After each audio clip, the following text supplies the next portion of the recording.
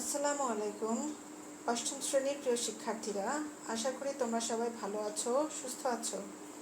আজকে আমি তোমাদের ইউনিট 7 লেসন 2 এর দ্য অ্যামাডাইভার্স টেক্সটটি পড়ে শোনাবো এবং এর উপর কিছু এমসিকিউ ও কোশ্চেন অ্যান্সার হোমওয়ার্ক দিব।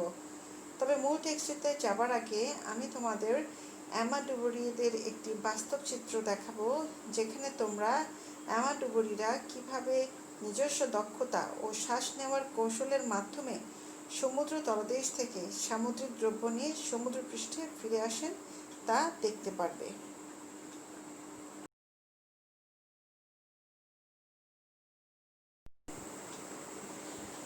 জাপান পূর্ব এশিয়ায় অবস্থিত একটি দেশ।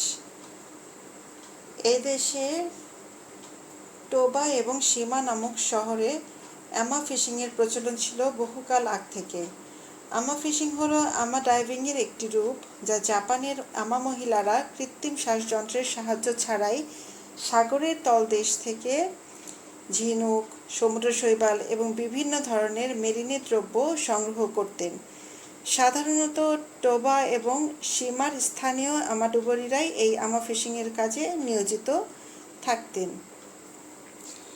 এখানে দুইজন আমাডুবুরিকে দেখা যাচ্ছে, যারা সাগরে নিজেদের ফিশিং সাইটে যাওয়ার জন্য সমুদ্র তীর থেকে যাত্রা শুরু করছেন।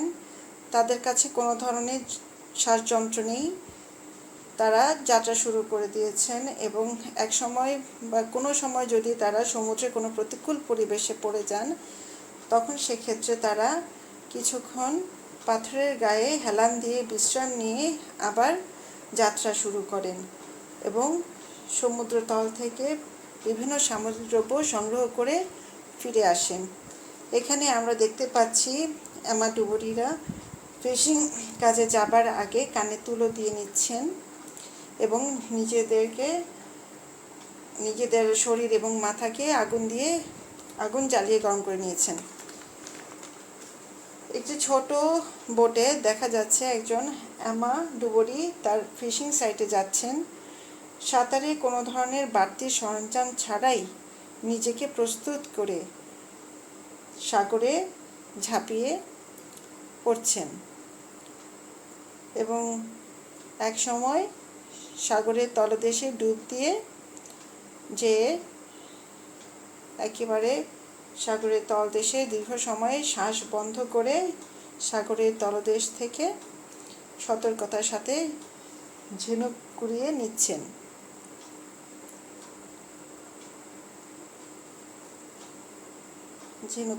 এখানে এই দৃশ্যটিতে আমরা দেখতে পাচ্ছি যে একদল আমাডুবুরিরা, যারা আসলে ফিশিং সাইটে যাচ্ছেন এবং ফিশিং সাইটে যাওয়ার আগে তারা প্রার্থনা করে নিজেদেরকে প্রস্তুত করছেন এবং তারা সাগরে ঝাঁপিয়ে পড়ে সাগরের তলদেশে পৌঁছে কিভাবে সামুদ্রিক শৈবাল সরিয়ে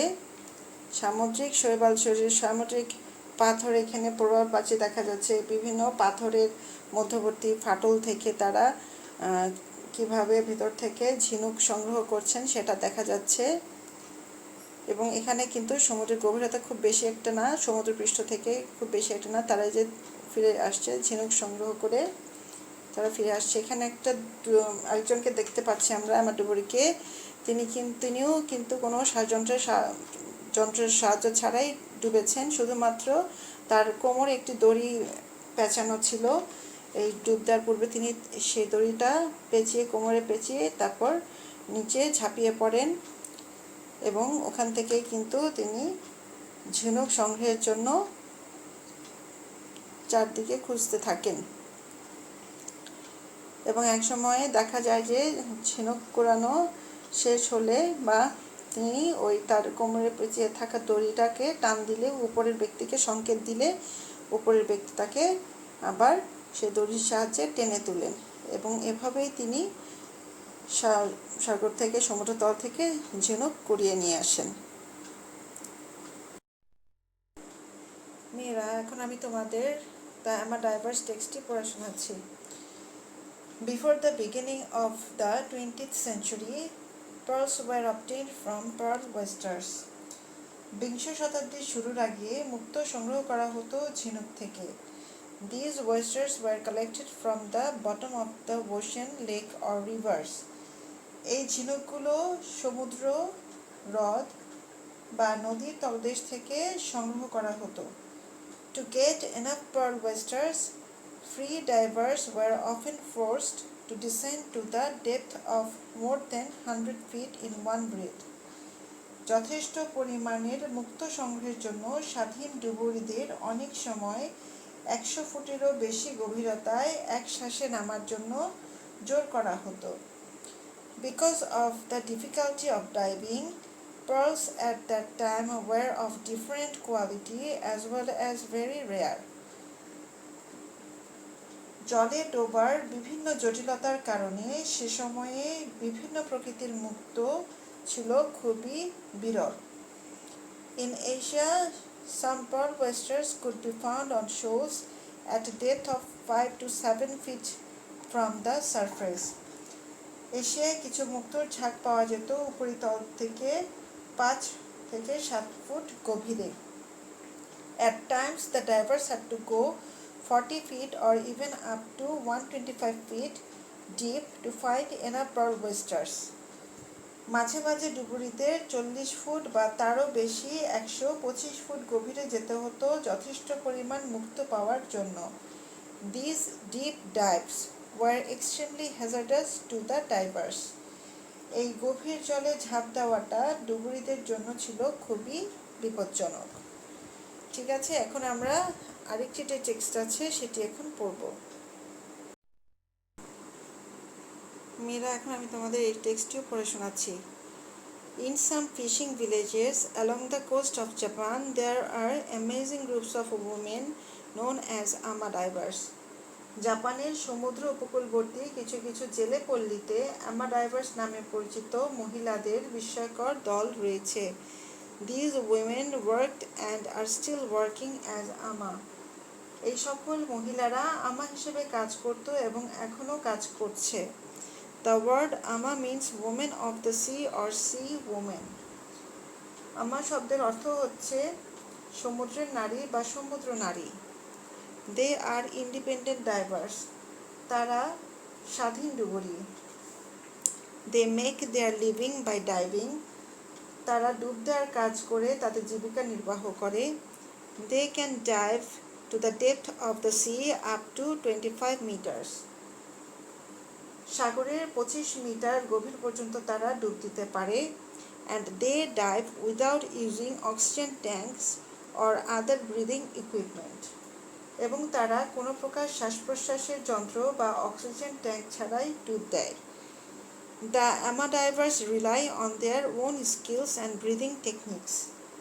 আমা ডুবারিরা তাদের নিজস্ব দক্ষতা এবং শ্বাস প্রশ্বাসের কৌশলের উপর নির্ভর করে। They use that skill and technique to push themselves down to the bottom of the sea and back to the surface again. সাগরের তলদেশে নিজেদেরকে সজোরে নিয়ে যাওয়া এবং উপরিভাগে ফিরে আসার জন্য ওই দক্ষতা ও কৌশল ব্যবহার করে। They can hold their breath for up to 2 minutes. তারা 2 মিনিট পর্যন্ত তাদের শ্বাস ধরে রাখতে পারে। Careful watching, lung capacity and hunter instincts are the special qualities of ama divers. সতর্ক পর্যবেক্ষণ, ফুসফুসে সক্ষমতা এবং শিকারীয় সহজাত বৈশিষ্ট্য আমা ডুবুরিদের বিশেষ গুণ। However, some of these young villagers are going to the city for other jobs. যা হোক, এ সকল পল্লীবাসী যুবতীদের কেউ কেউ অন্য কাজের জন্য শহরে যাচ্ছে। The remaining ama divers are now aged between 50 and 60. বাকি আমা ডুবুরিদের বয়স এখন 50 এবং 60-এর মধ্যে। But there are still some who continue to dive even at their 70s.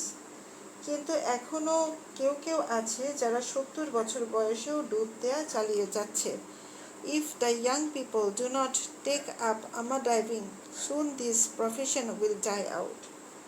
শীঘ্রই এই পেশাটি, যদি কোনো যুবতীরা আমা ডুবুরি দ্বারা এই ডুবুরির কাজ গ্রহণ না করে তবে শীঘ্রই এই পেশাটি কী হয়ে যাবে, বিলুপ্ত হয়ে যাবে।